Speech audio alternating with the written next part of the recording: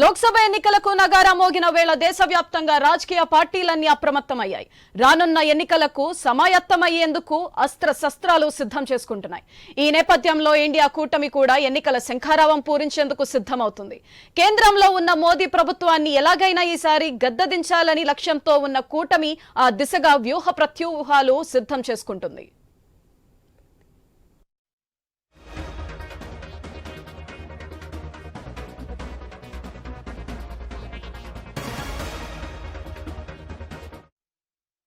ఇవాళ రాహుల్ గాంధీ భారత్ జోడో న్యాయయాత్ర ముగింపు కార్యక్రమంలో కూటమి అంతా ఒకే వేదికపైకి రాబోతుంది.